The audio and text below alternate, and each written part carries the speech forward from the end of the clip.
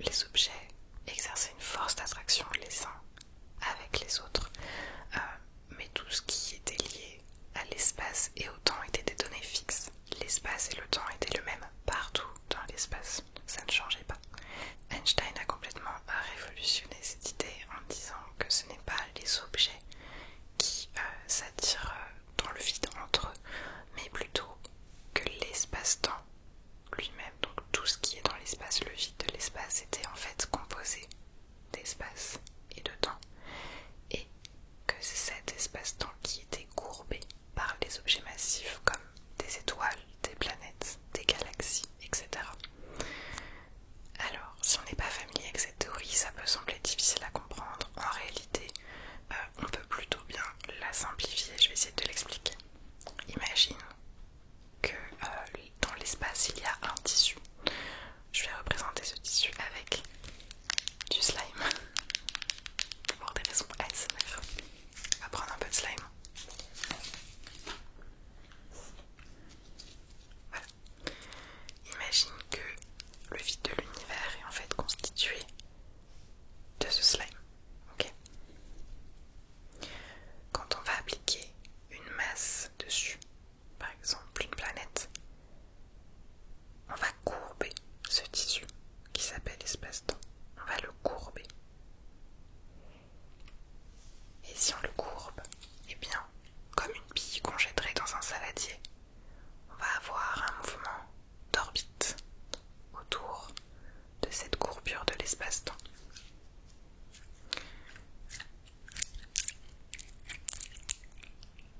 Là. Je vais l'étendre entre mes mains, comme ça.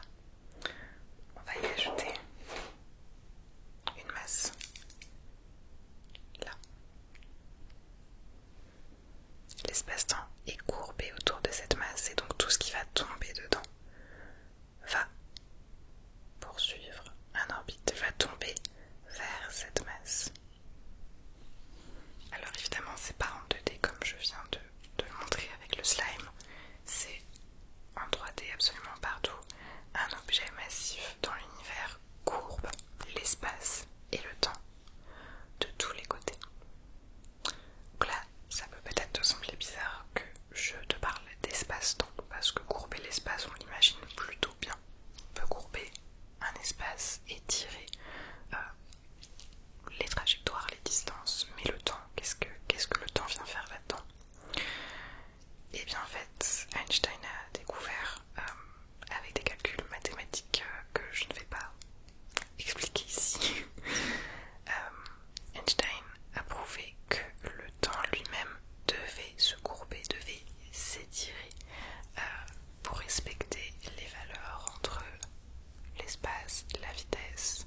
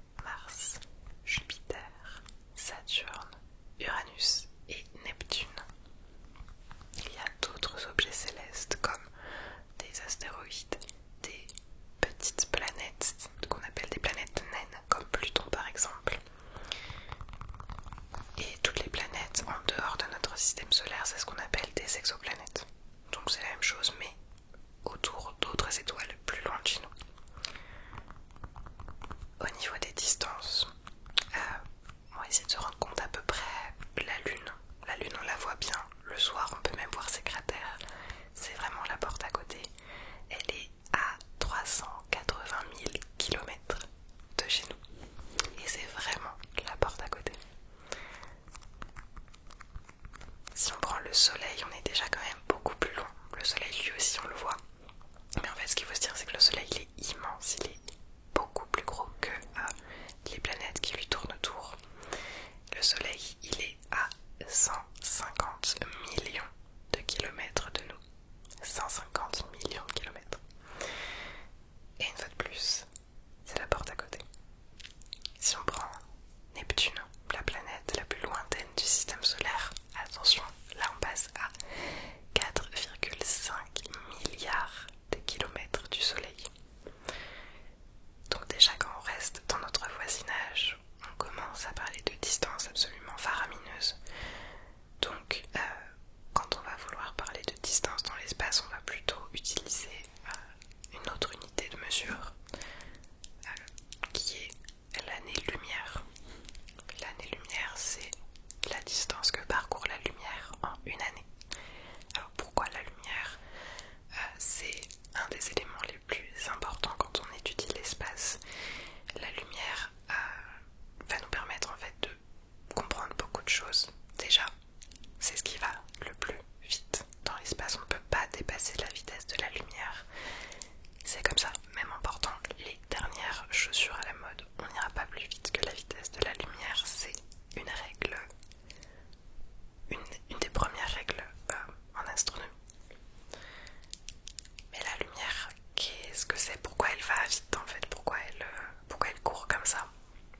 Donc la lumière, c'est à la fois une onde et une particule.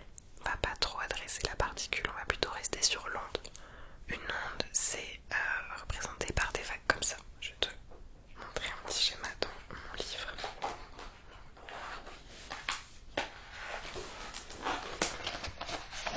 Voilà.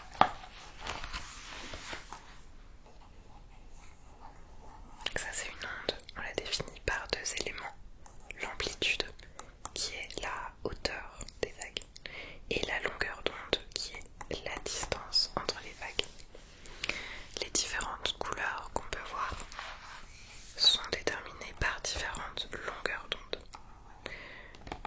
Plus on va vers le violet, plus les vagues sont rapprochées, les longueurs d'onde sont courtes, et au contraire, plus elles sont étirées quand on va vers le rouge. Donc ce spectre-là, le spectre de lumière visible, est fondamental dans la compréhension de l'espace. Je reviendrai plusieurs fois dessus. En gros, comment on a trouvé ça? Alors j'ai pas les outils adaptés, je vais faire comme je peux.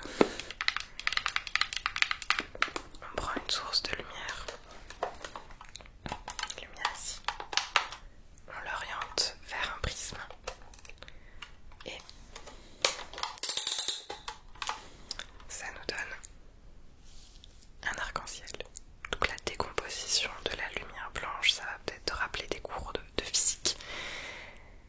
Et donc ça c'est la lumière visible. Je reviendrai dessus un peu plus tard. Il y a plein de choses qu'on ne voit pas. Mais cette lumière, elle n'est pas instantanée. Elle a mis un temps à venir de cette source de lumière à moi. Même si sur des courtes distances, ça paraît presque instantané. Mais rien que la lumière du soleil, par exemple, met 8 minutes 20 à nous arriver. Donc 8 minutes 20, c'est assez peu, et en même temps, si le soleil disparaissait, explosait ou je ne sais quoi, on le saurait que 8 minutes 20 plus tard.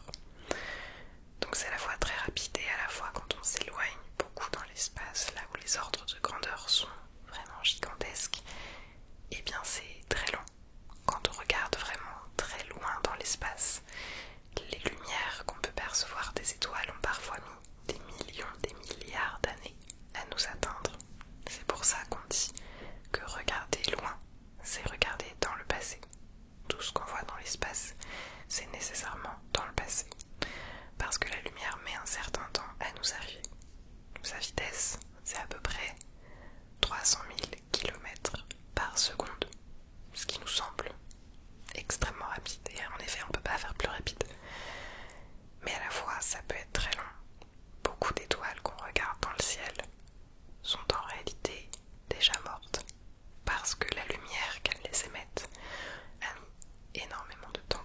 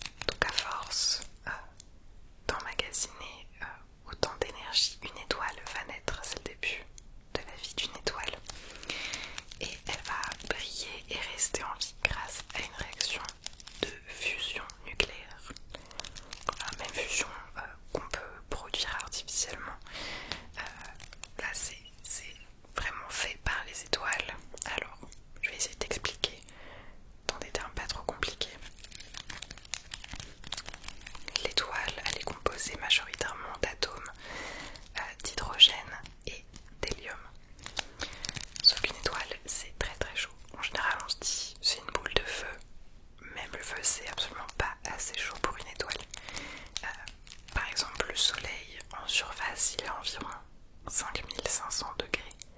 Et à son cœur, le cœur d'une étoile, c'est plusieurs millions de degrés.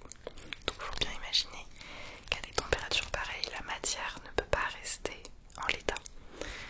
Donc les atomes d'hydrogène qu'il y a à l'intérieur d'une étoile à cette température perdent leurs électrons. Donc, pour rappel, un atome est composé d'un noyau et d'électrons qui tournent autour comme ça. Enfin, ils tournent pas vraiment, mais c'est une question pour plus tard. Et avec cette chaleur, en fait, les électrons fondent.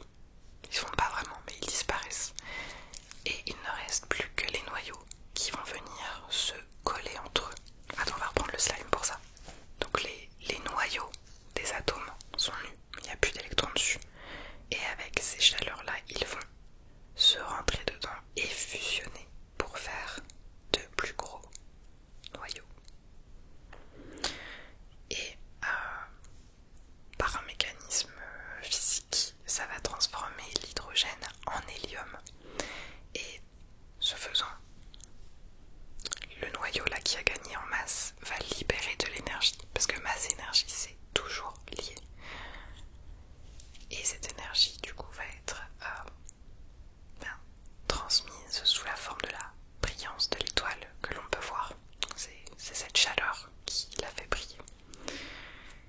Et donc elle utilise son combustible comme ça d'atomes d'hydrogène qui vont fusionner, créer des plus gros noyaux qui va faire vivre cette étoile, sauf que ce combustible n'est pas infini et toutes les étoiles sont destinées à mourir un jour.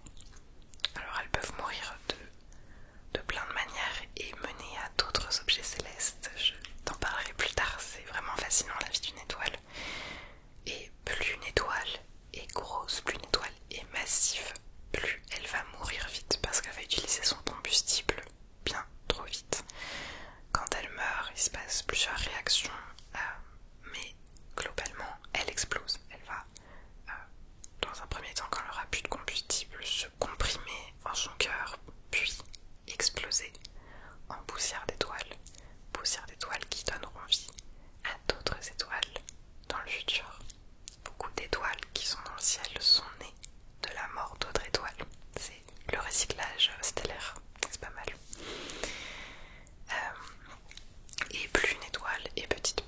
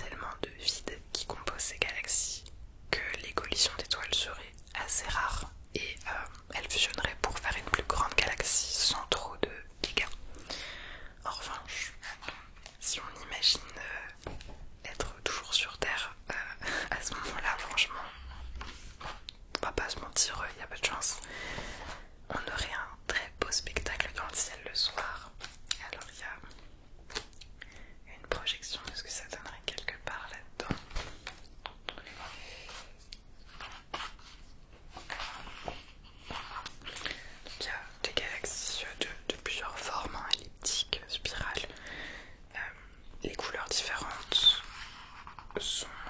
correspondent à différents niveaux d'éloignement et de brillance de ces galaxies.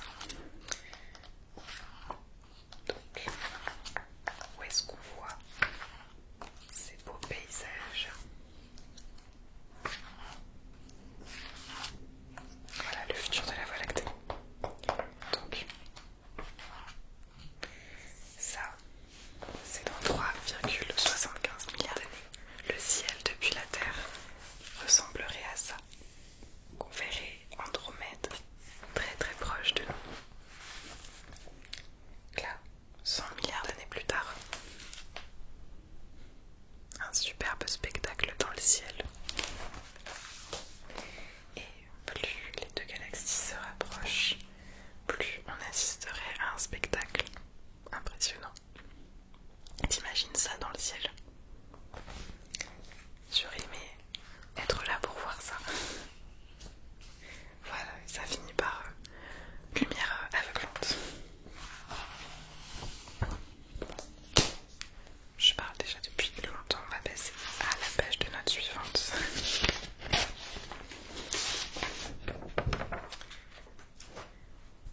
Et donc, jusqu'où on peut aller en fait comme ça dans l'espace? Là on s'est déjà beaucoup éloigné, on parle de galaxies voisines, de groupes locaux, d'amas de galaxies, de superamas. Est-ce que l'univers est infini? Eh bien, on ne le sait pas. On ne peut pas le savoir pour le moment. Est-ce que l'univers a une fin ou pas? D'une certaine manière, il a une fin, mais il est probablement infini. Je vais expliquer. Si on regarde le plus loin possible dans l'espace, il y a toujours un moment où on va se confronter à un mur où on ne voit plus rien. Et ce, dans toutes les directions, il y a un mur où c'est opaque, complètement opaque. Et ce mur est à 13,8 milliards d'années-lumière. Tout simplement parce que c'est l'âge de notre univers. Notre univers a 13,8 milliards d'années et on ne peut pas voir au-delà. On appelle ce mur la surface de dernière diffusion. Derrière, c'est même pas que c'est vide ou noir, c'est que c'est opaque, on ne voit pas. Donc 13,8 milliards d'années-lumière, c'est quand même déjà assez loin. On a de quoi explorer, on a de quoi s'amuser. Mais il faut en plus de ça prendre en compte l'expansion de l'univers. On s'est aperçu à un moment que toutes les étoiles, toutes les galaxies lointaines s'éloignaient de nous. Comme si on était un petit peu un centre répulsif, personne ne voulait être proche de la Terre, on ne sait pas. Donc le fait que tout s'éloigne de nous et qu'on ait une sorte de bulle, de limite de l'univers qui nous encercle comme ça, ça peut nous faire penser qu'on est au centre de l'univers. En réalité, c'est qu'on est au centre de l'univers observable. Mais tous les points dans l'univers sont au centre de leur univers observable. Si on prend un point à 20 milliards d'années-lumière, je ne sais même pas s'il y a quelque chose là-bas, on ne sait pas. Mais si ça fonctionne comme ici, et bien pareil, ils auraient là-bas leur bulle d'univers observable, qui ne serait même pas dans la nôtre, on ne pourrait jamais se voir. Et eux aussi auraient l'impression que tous les objets célestes s'éloignent d'eux. Donc l'expansion de l'univers, ce n'est pas les étoiles, les planètes, etc. qui s'éloignent les unes des autres. C'est le tissu de l'univers qui s'étire. Et plus on regarde loin, par exemple les galaxies lointaines, plus ça s'éloigne rapidement.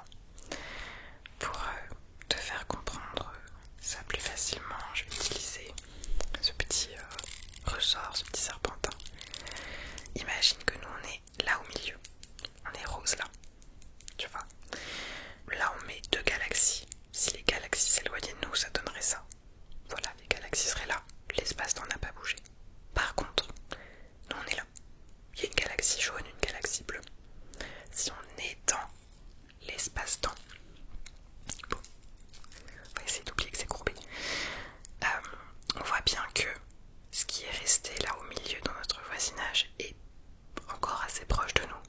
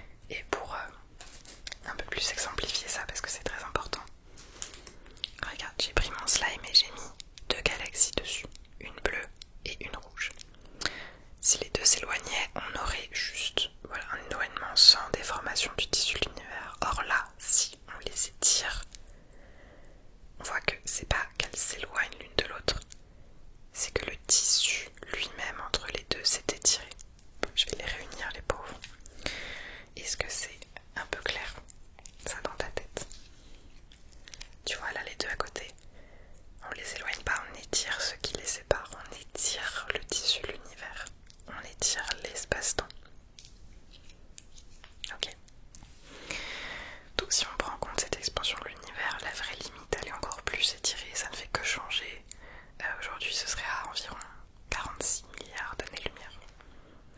Mais donc si l'univers s'étend, s'il ne fait que s'étirer, on voit un mouvement dans le temps, on voit que ça s'étire, donc si on remonte le temps, ça a dû forcément commencer petit, très très très petit.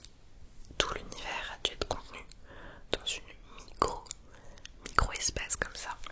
C'est ce qu'on appelle la théorie du Big Bang. La théorie du Big Bang au début n'était pas du tout prise au sérieux, c'est pour ça qu'on l'a appelée Big Bang. Vraiment c'était pour s'en moquer. Ça part vraiment de ce postulat de l'univers en expansion qu'on a pu observer. Donc le Big Bang aujourd'hui, s'il n'est pas prouvé à 100%, ça reste la théorie la plus plausible et la plus acceptée. On commence à la vérifier de plusieurs manières différentes, mais ce qu'il s'est passé avant nous reste assez mystérieux. On ne peut pas vraiment savoir en fait. Donc, le commencement de l'univers il y a 13,8 milliards d'années aurait commencé dans une singularité si petite, quelque chose très très très massif, très chaud, massif et chaud à tel point que la lumière ne pouvait pas circuler à l'intérieur. Et il se serait passé quelque chose. Ce n'est pas une explosion, c'est souvent l'image qu'on a en tête du Big Bang, mais c'est pas une explosion. C'est comme si le Big Bang avait eu lieu partout, dans tous les endroits de l'univers, en même temps, comme le film Everything Everywhere All at Once. Et à partir de là, l'univers n'aurait cessé de grandir, et en grandissant, il s'est refroidi. Et à un moment, au bout de quelques centaines de milliers d'années, en refroidissant, il est devenu transparent. La lumière a pu commencer à circuler et c'est à partir de ce moment qu'on peut observer le passé dans l'espace. On ne peut pas observer avant puisque la lumière ne circulait pas.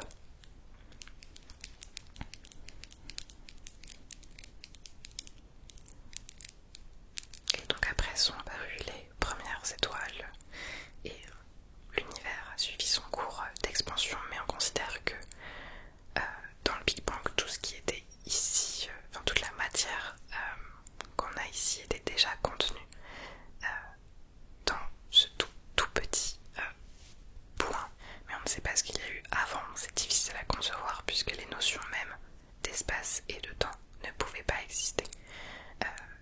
Ce n'était pas juste un grand vide dans lequel quelque chose a poussé, c'est que ce vide-là, c'était soit rien, soit déjà tout l'univers. Compliqué à savoir. Je pense que ça pourrait faire une vidéo entière, le Big Bang, si jamais c'est quelque chose qui vous intéresse. Je pourrais en parler plus en détail et me renseigner plus aussi.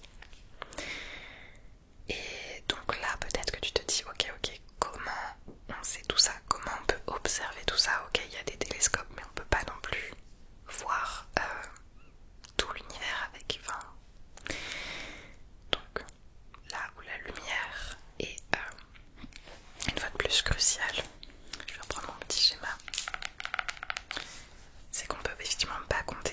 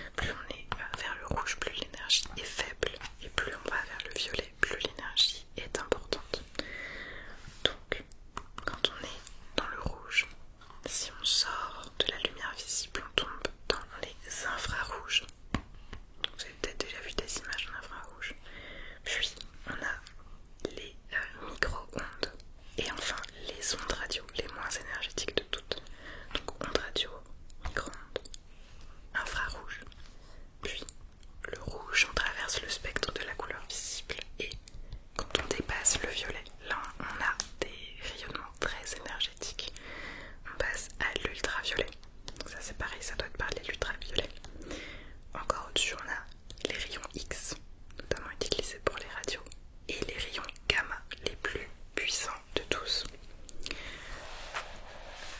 Et ces spectres de couleurs, en plus de pouvoir nous montrer l'espace, nous renseignent également sur la composition des objets célestes. Alors comment ça marche? C'est que la matière réagit à la lumière. Les atomes, les électrons autour des noyaux réagissent à la matière en absorbant ou en libérant une certaine longueur d'onde qui va se répercuter ici sur les spectres. Donc ça, ce sont des spectres d'absorption. Et en fait, quand on observe ce que la matière a retenu de la lumière, ce qu'elle lui a enlevé, on peut observer ce type de spectre avec plein de petites lignes correspondant à certaines longueurs d'onde. Et chaque élément, chaque molécule a un spectre qui lui correspond, un peu comme son ADN ou son code barre si tu veux. Et c'est donc en observant la lumière qui nous est renvoyée et ce qui est manquant dans ce spectre qu'on va pouvoir déterminer la composition d'étoiles très lointaines, de galaxies lointaines et de tout un tas d'objets célestes. C'est fou tout ce qu'on peut faire avec la lumière. Voilà donc une représentation avec différents télescopes spatiaux. Donc on en a plusieurs, on a pas mal de télescopes qui ont été lancés, qui se concentrent sur différents types de lumière, différents types d'ondes pour nous permettre de voir toujours plus précisément et toujours plus loin l'univers. En revanche, on a un petit problème pour observer l'univers, c'est que à cause de l'univers qui s'étire, du fait qu'il soit en extension, ça étire également les longueurs d'onde de la lumière, ça étire la lumière si tu veux. Et donc, on n'a plus les vraies coordonnées de couleurs lorsqu'on regarde dans l'espace. Et il y a un décalage vers le rouge. C'est comme l'effet Doppler avec les sons. Quand une sirène passe, le son devient plus grave une fois qu'elle nous a dépassé. C'est parce que la distance, la vitesse étire l'onde de son. Là c'est pareil avec la lumière. L'expansion de l'espace étire l'onde lumineuse. Et on observe donc un décalage vers le rouge. Ce qui est un problème puisque ça veut dire que les galaxies les plus lointaines nous sont maintenant invisibles puisqu'elles elles ont été décalées vers l'infrarouge. C'est pour ça notamment qu'on a lancé le télescope James Webb dans l'espace qui est lui concentré sur les infrarouges et nous permet de voir ce qui nous était jusqu'alors invisible. Des galaxies qui datent de plus de 13 milliards d'années, donc presque les premières galaxies de l'univers. Ce télescope nous permet de remonter presque à la naissance du cosmos. Je vais te montrer un exemple. Ça, c'est le champ profond de Webb. On a pris un tout petit point dans le ciel depuis la Terre et on a laissé le temps au capteur du télescope Webb de prendre tout ce qu'il voyait jusqu'au fond de l'espace et ça nous donne des paysages comme ça. Donc ce qu'on voit en bleu avec beaucoup de branches, ce sont les étoiles de notre système solaire, donc des étoiles assez proches de nous. Les autres objets sont des galaxies pour la plupart et plus on s'éloigne en termes de distance, en termes de temps, plus les galaxies sont rouges. Certaines sont rouges très foncées, donc ce qui est très rouge est très vieux également. Je vais te montrer une autre image. Ça par exemple, c'est une nébuleuse. Une nébuleuse, ce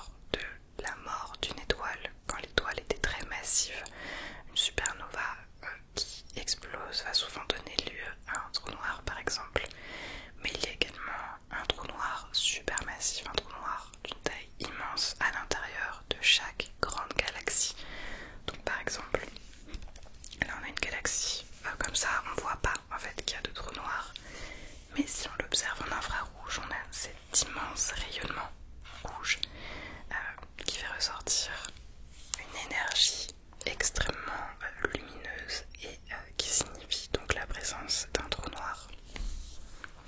Donc nous aussi on a un trou noir, il s'appelle Sagittarius A, Sagittarius A star.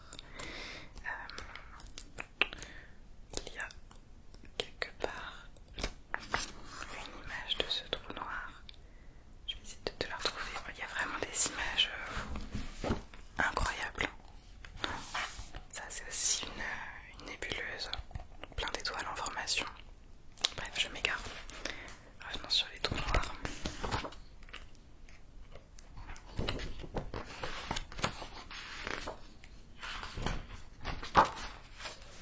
Voilà, notre trou noir. Au centre de notre galaxie, la Voie lactée. En fait, pour essayer de comprendre un petit peu un trou noir, tout objet peut devenir un trou noir.